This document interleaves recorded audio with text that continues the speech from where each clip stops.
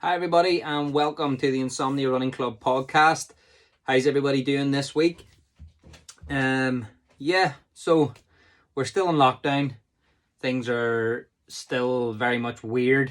I think they're going to be weird for some time, but here, it's all we can do. We can just grin and bear it. I hope this week has been well for you. My week has been much the same. Looking after the kids, trying to keep my head from exploding from the monotony of lockdown. I must admit, I am missing work. I'm missing talking to people. I'm missing engaging with people. I'm missing trying to pursue something outside of my training. And it's been a weird one. That sort of challenging aspect or that goal aspect of life has definitely been lacking apart from my training, and that's one of the things I've missed massively this week, more so than any of the other weeks, or maybe it's just become more apparent, or that's what I've pinpointed it to this week. But yeah, that's where my head's at.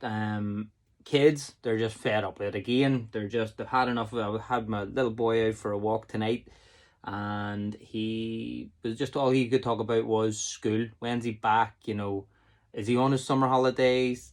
Why can't he go and play with a little boy around the corner who's in his class? And it's kept, what do you tell them? You don't want to scare the life out of them and tell them, don't touch him because you could get COVID-19 or whatever. It's silly. You don't want to be telling your kids that. So we just tell them it's the germs. The germs, we have to wait until the germs go away, until everybody can be back together again. And what he's missing the most, and this will break your heart, is he's missing giving his grannies a hug and a kiss. Is the thing that he's missing the most out of anything. And there you go. Things must be going okay in life if that is your biggest worry, is giving granny a hug and a kiss. So we're doing okay. We're doing okay during lockdown. But this week, training wise, I have been, again, similar story to last week. I've been trying to put myself in a place where my body's exhausted, or a particular muscle group has been burnt out, and it's just trying to figure out my way, or how do I get around it, and how do I keep moving since. Another thing that I did this week, partly as an exercise, I was listening to David Goggins again on one of my runs. Can't Hurt Me. It's just an amazing book. I love it. I love his story. I love the intensity of it. I love how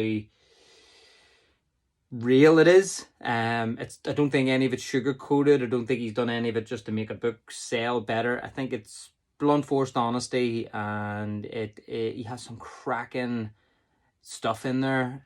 And the one which I've heard of, and I think I used it a little bit before, but I've never really delved into it. He talks about the cookie jar, and the cookie jar is whenever you're up against it and your head's wanting you to quit, and you're constantly, you have those thoughts that are just on repeat, negative talk in your head constantly, oh, you've had enough of this, you don't want to do this because you'll hurt yourself, or you don't want to do this because this will happen, or don't, you're almost giving yourself ammo to quit, and it's never ending. It's in your head. Once it's in there, it's very, very difficult to get it out, or to see through the clouds and to get a clear picture, or to see that there's something better on the other side of it. Once it becomes all consuming, that fogginess of self-doubt, once it's in your head. And I looked at it before, he talked about the cookie jar, and the cookie jar being having this backup ammo of, if you visualize it, you open the cookie jar, and within that cookie jar you can pick out a wee nugget and go, well, for him it was that he went through 3 hell weeks to become a Navy SEAL. To everybody else it's different. What badass thing you've done, or what thing you're really, really proud of, or what thing you've done in your life that was tough, and that you pulled it out of the bag in order to achieve a task, or to give you that ammo or that energy to do that thing that was in front of you. You know, there's a big wall in front of you, there's self-doubts in your head. You just need something to blast through it, or to put springs on your feet to bounce over it, or just to blow the thing down. You know, you need that extra something. And although I have some in my head that I used before in races, I never actually really thought about it and looked at it. So in a way, this might sound weird, but I'm taking on a big task. And even just, I'll be honest with you, just this lockdown, this week especially, has me just a wreck. You know, my mind's working overtime. I'm trying to comprehend what I'm going back to in work. I'm trying to comprehend what that even looks like as far as a market, or are we in a recession? Is things going to be difficult? I'm looking at it, and I'm looking at my kids and going, you know, I heard the other day that, you know, my little boy going to school, you know, he's going to be talking to his friends through perspex, and they're not allowed to be so close. And he's 5 years old, and that's going to be a weird thing. It's not school as I knew it, my wife knew it. So if I'm being totally honest with you, this week had my head in a different place. It was in the clouds. This is me being honest with you. There was a couple of points this week where I was freaking out, anxiety to a certain degree. Don't think it was bad, but it was enough to not have my normal self, or to have my mind elsewhere, which then made me think, right, I need to take a bit of action, or I need to do something. So I was listening to things just happen sometimes that click with you, and I go, you know what, that's a perfect idea.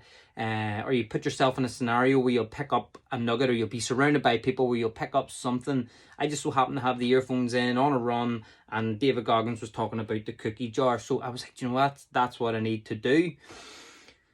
So for me, I can't just think of it. I just can't think of it, and it's there, you know, to reuse. I almost need to have it out of my head. I need to have it on paper. I need to have it visual. I then need to talk about it. I just need to do lots of things in order for it to settle in my mind, or to be there, or to have it as almost revised or rehearsed for whenever I need it. So I sat down, and it was almost like an application, essentially, that I went through questions about myself, or scenario about myself, and given specific, you know, answers for it. And this is in anything. This is in work scenarios. This is in training.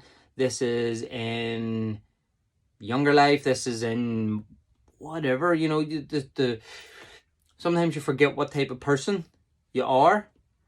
I mean, if you look back on it, you know, there's some badass stuff that you do, you know, like I forget sometimes. It's hanging up actually here. If you're looking at this on YouTube behind me, there's some of the medals that I hold dear that mean something to me, and they're there. And there's a bronze medal there from the Commonwealths in 2006 in Australia, for Taekwondo.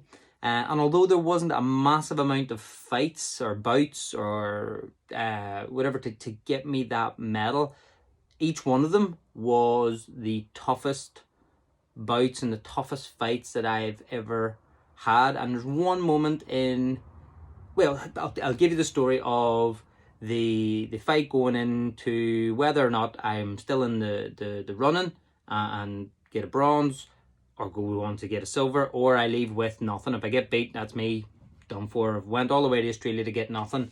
And I remember warming up, and my coach taking me on the pads and whatever, and I cramped up. It wasn't a bad cramp, but in my head, I'll be honest with you, it was almost like a get out of jail. You know, I've cramped. This could be my excuse for not doing well, or this could be my get out clause if I feel, you know, I had a cramp, therefore I wasn't at my best.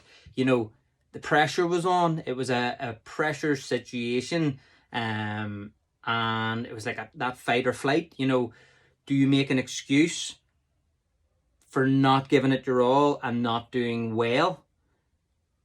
Do you not do it at all? Do you quit? Or do you try harness that somehow in order to go in? So I'll be honest with you, he helped me. He gave me a bit of reassurance. He says it's nerves. It's the biggest stage I was ever on, so it was a case of, there's that's new to you. I was relatively inexperienced on a big stage like that. It was also then that reassurance and that bit of self-talk. It was like, right, we're here, we've gone this far, let's challenge myself. So even if I'm being totally honest with you, going into the ring, I was nervous. I was so nervous. I was scared. I wasn't scared of getting hurt. That has never scared me for a strange reason. Getting physically hurt does not scare me. What was scaring me was I knew the amount of time and dedication I put in this. I was scared in case for me, if I didn't win, what other people would think of me, which is silly. I should really be worrying about myself. I shouldn't care what others think. But at that time, that's how, I suppose, insecure I was, or how young and naive to the whole thing. I didn't actually congratulate myself for even getting that far and then enjoying the moment. But I was scared going into the ring. It was against an Australian competitor that I was up against, and for the first round, I give it a go. I give it a go at the start, wasn't scoring points, and I got them more and more and more scared. But what happened was, I pretty much, it was real. I was in the scenario. It's not as if I was waiting to go into the ring, or it was afterwards. It was real. It was current. I was in it. So it was either you do something now. It's good actually putting yourself in them scenarios. Sometimes you do it now because now is when it counts, or you fail. So I was in that. That was it. My world narrowed to that focus. It's either I'm in it now, I do what I can do, or I don't. Still scared. But I chose to. I've come this far. I can't not give it my all. So pretty much what happened from there, it just became anything I had in my arsenal or anything that I had to give, I gave it there. And it was a split second decision going into the second round. I was behind. I was 4 points behind, which in Taekwondo in those days, that was a pretty big gap. And I just went for it. I just let my legs fire on all cylinders. Bang, bang, bang, bang, bang. I was skillful. I was very, very good. I just didn't have that courage or confidence just to let rip and just give it my best. I think some people are afraid of giving it their best sometimes because they don't want to give their best and for it not to be enough. But I just thought, damn it, the hell with it. I'm going for it. So give it my best shot. At the end of that second round, it was equal. We were drawn. Third round, again, slug match. It wasn't the prettiest fight all of a sudden. It was just trying to get that edge, but it did take everything that I had to get that edge against the competitor. Hand on heart, it took everything that I had, every bit of skill, every bit of timing, every bit of speed, every bit of power, every bit of any tactics that I had. It took everything at the end of that third round to still be drawn with my opponent. So I went from nervous wreck, cramping, not I actually even wanting to do the fight. That's my excuse. I can't be judged on it if I never actually turned up because I had a cramp. Mark didn't do it because he had a cramp. He was never going to perform his best, therefore just don't do it. So that was one choice. Then got over that, got into the ring, still scared. Done a nice job of it the first round. Then said to hell with it. Give it my all in the second and the third. All of a sudden, so pretty much in Taekwondo you have 3 rounds. If there isn't or then the rules were there's 3 rounds. If there's not a winner at the end of the 3 rounds, it goes to a golden point. So it's another round where the first person to score a clean point is then the victor. They are the winner of that fight. So I then went from, like I say, scared, not going to do it, went to the ring, highest job of it, half-hearted, got over that hurdle, then said, you know what, let's give it everything. Gave it my all in those 3 rounds. Once I got to that stage and I was matched up with this guy, there was just that extra bit of something that said, you can do it. Look how far you've came even in this bout. You can do it. You're winning this. So in my head, I had that I am winning this.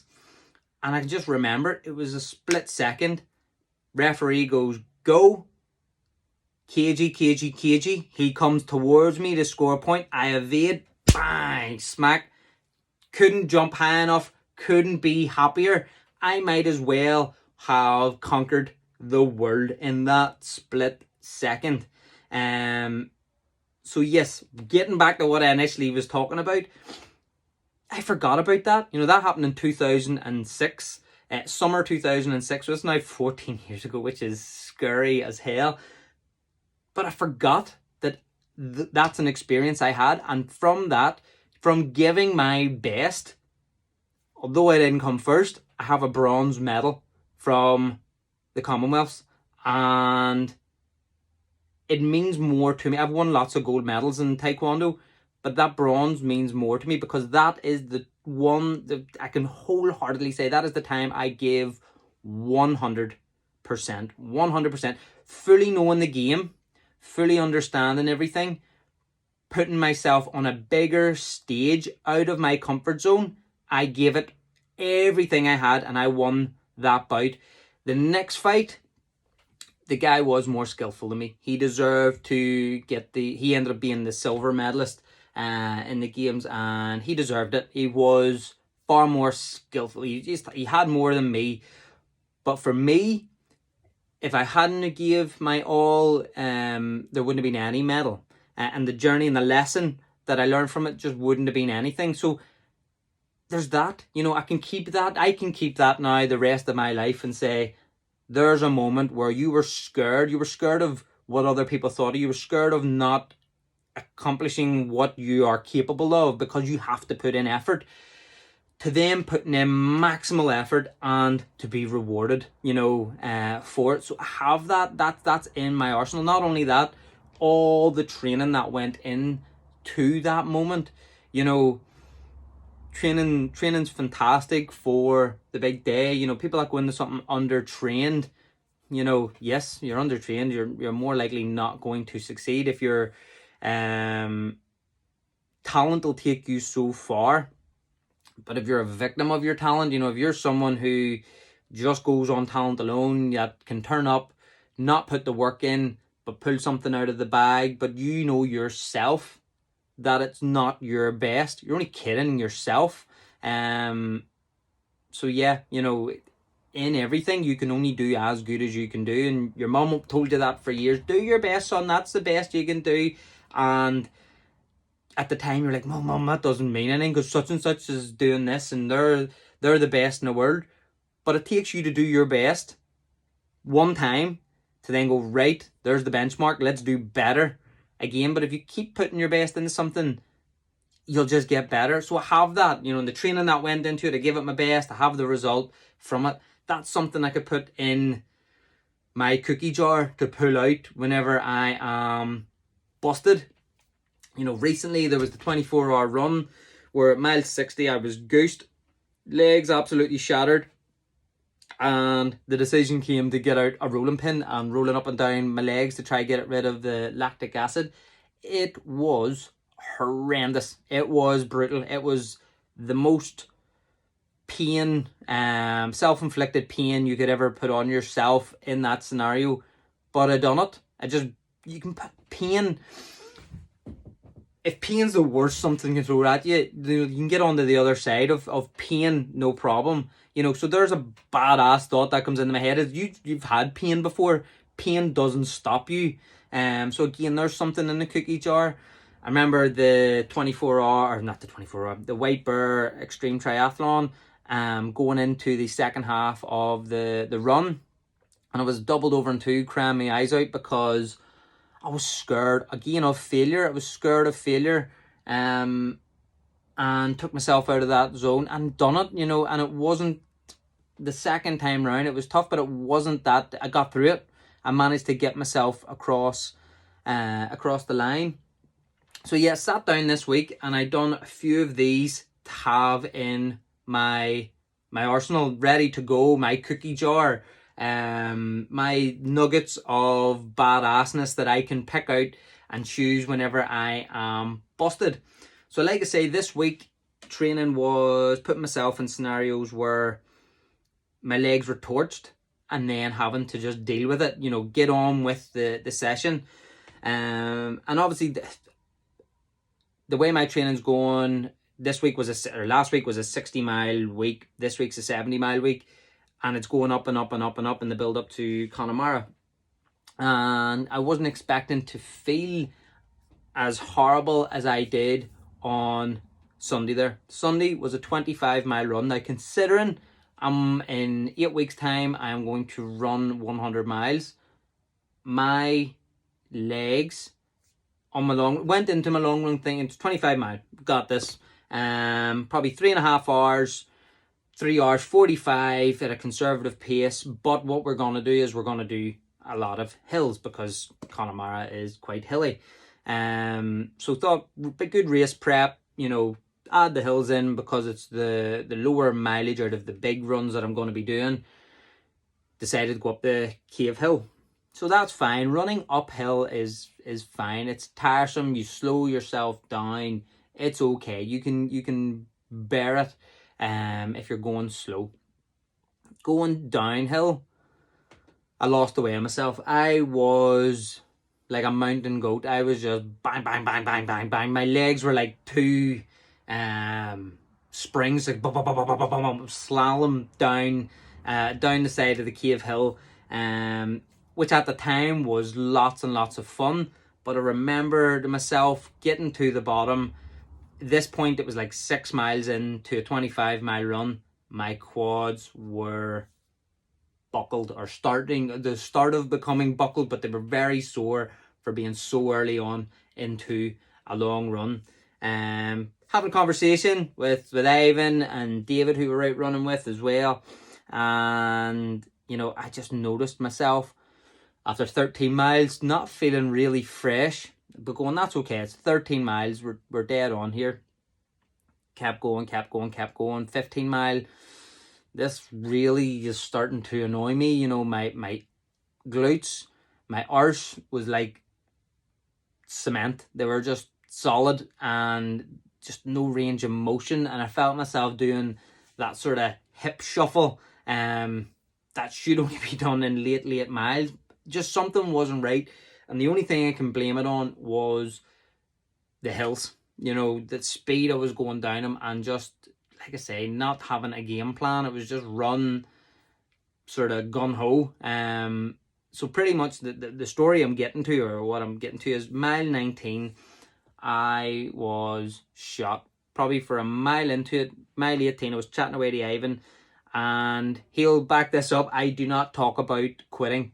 But I was having conversations with him, justifying myself that, maybe we should only do 21 mile this week because I don't want to risk injury. I don't want to put myself out. There's a bigger picture here, and all these things sounded justified, and they sounded great coming out of my mouth. But in my head, there was just that wee voice going, you're a quitter. You're quitting. I can't believe you haven't quit on a run yet, and all of a sudden, a wee 25-mile run, you're going to quit. You're a quitter, that's it. If you can't run 25 mile, you can't run 100 mile. It doesn't matter what's going on with your legs or what you've done. You can't do it if you're quitting. So pretty much plodded along.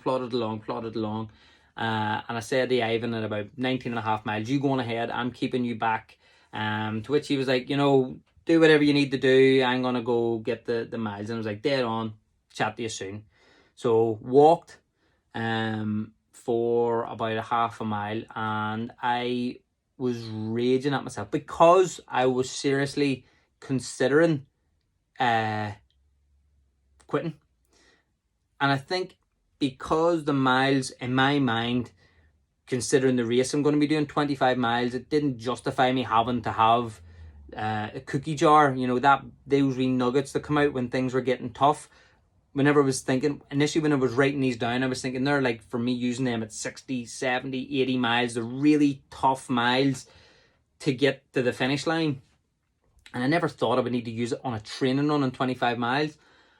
But at about mile 20, sort of ran or walked for a half a mile. I was like, no, I can't live with myself if I quit, because it's not what I'm about, and it's not what I'm telling everybody else.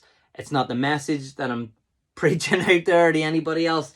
I was a failing myself if I had to let it happen. So I pretty much had to talk with myself. Said, if you have to walk it, so be it. You have to crawl some of it, so be it. Pretty much you need 25 miles, and that's that. That didn't necessarily make my legs want to move anymore. It was excruciating.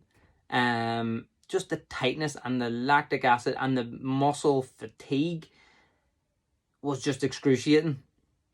But all of a sudden, because I had it, just coincidental that this week was the week I chose to look at the cookie jar, or my resume of badass moments or tough moments, and that's whenever I just started picking them up. And because they were so fresh in my mind, they were there. The Commonwealth Games one, it was probably the best one that I used out of them. It was the one that just kept repeating in my head, and I was talking to myself. People probably thought I was crazy. But it got me out of my head. The next thing that I done, which I don't normally do on a run, is I broke out my phone and I started posting it on my stories on Instagram, how shattered, how buckled I was, but I was keeping on going.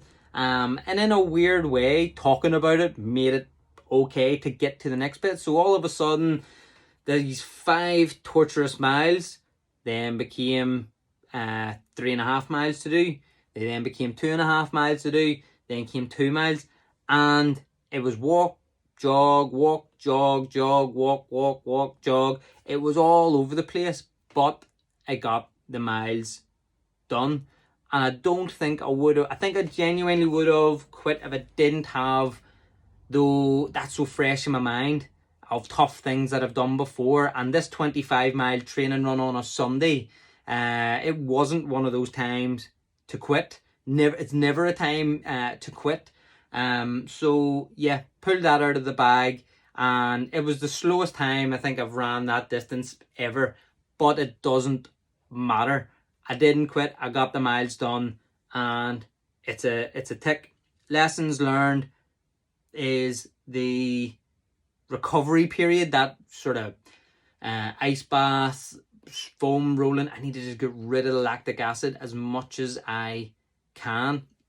The night before didn't do me any favors. I only had like 5 hours sleep in the build up to it, and I had a couple of beers with doing a family quiz, which again isn't the best, setup for, or the best preparation for going out for such a long run.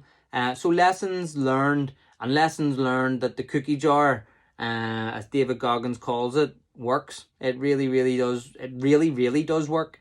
So yeah, glad that it just so happened that I'd done it last week. And it's incredible whenever you sit down and you actually write out the cool things that you have done that you don't talk about all the time. Maybe you're just modest, or you're just not that person that talks about it. But if you talk to yourself about it, when things are getting tough, it's a big, big help. But it's a good tool just to have those moments of, I don't know, it could be anything. It could be a deadline in work and you had the cold, and you could have gave up on it and it would have been okay, such and such had the cold, but that's all right. They didn't do it. We give them a bye ball. It would have been great if they did it, but they didn't.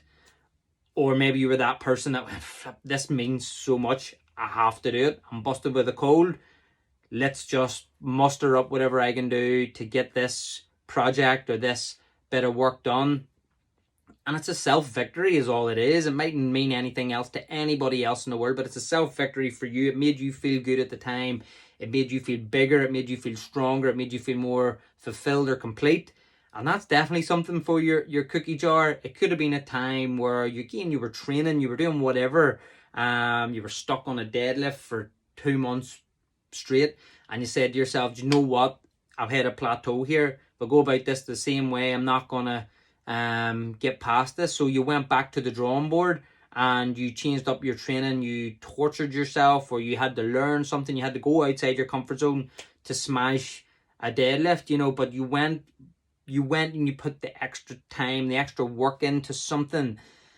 It could have been a time where you just found a bit of courage from though you were just up against it. You were just put in a scenario very, very quickly, and it was fight or flight, and you just chose fight, and you just got something, you know. So it's good just to have it there in the front of your mind, you know, your life application form, your life resume, whatever it may be, your badass moments.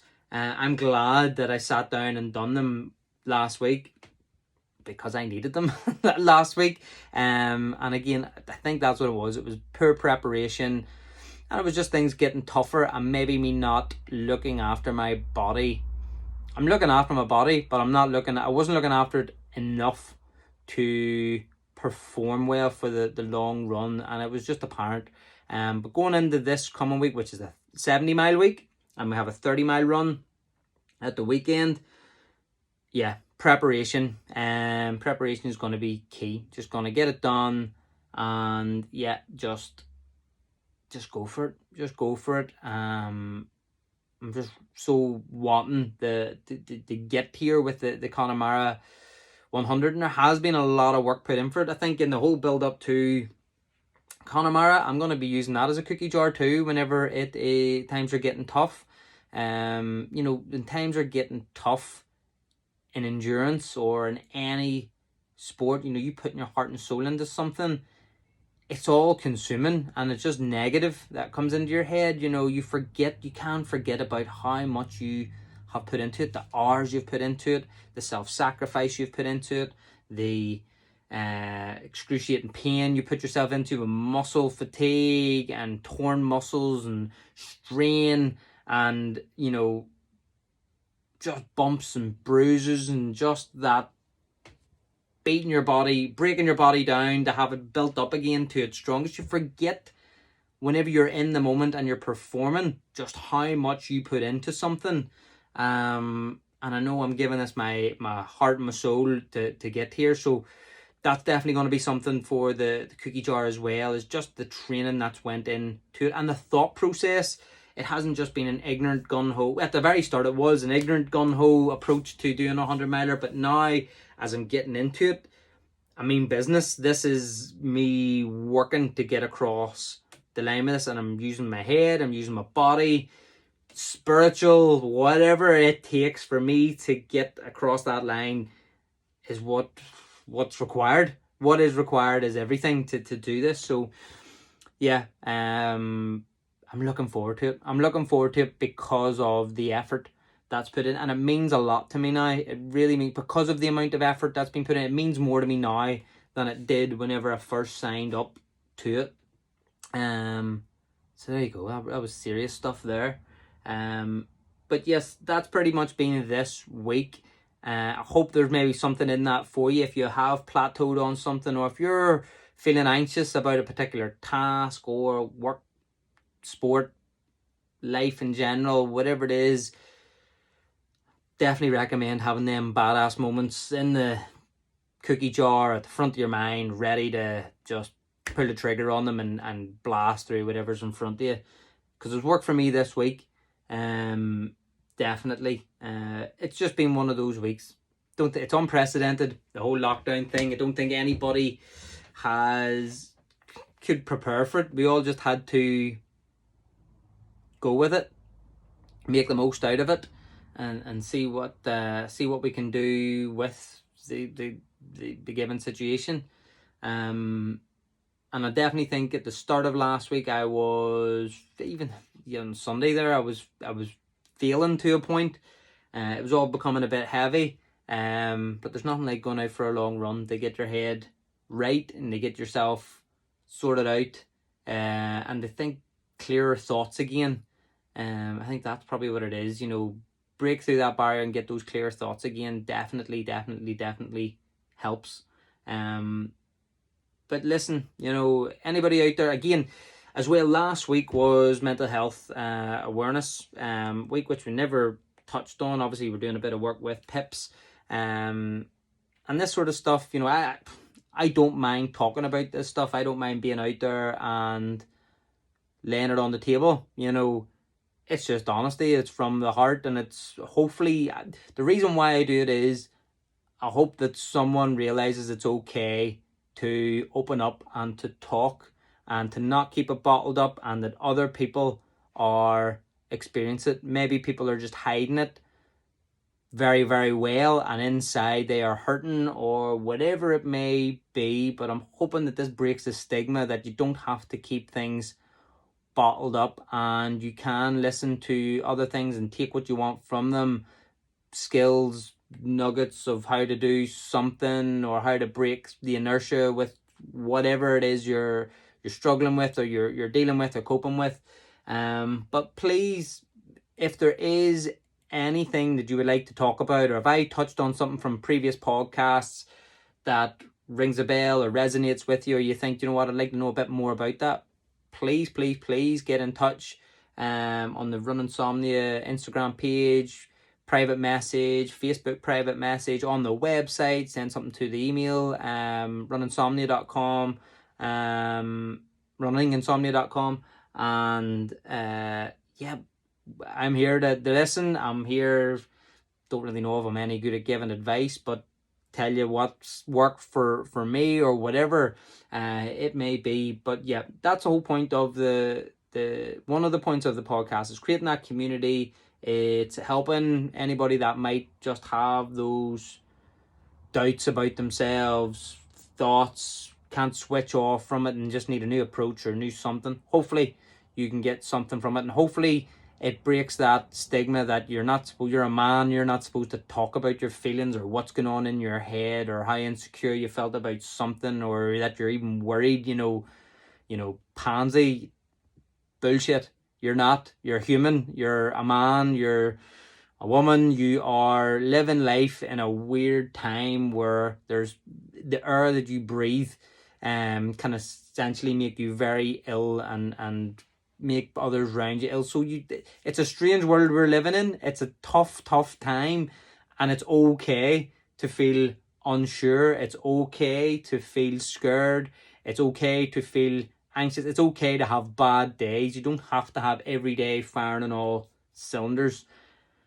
But I just hope that you can talk to someone, or this maybe makes you reach out and talk to someone that can help you. That can get you to a better place and get you back on track. So yeah, that's that. I hope that helps you. And again, please do get in touch if ever you just need something, just something to speak to someone else in confidence, whatever it may be. Please reach out to us, and we'll try to help. But listen, thank you for listening. Hopefully you got something from that.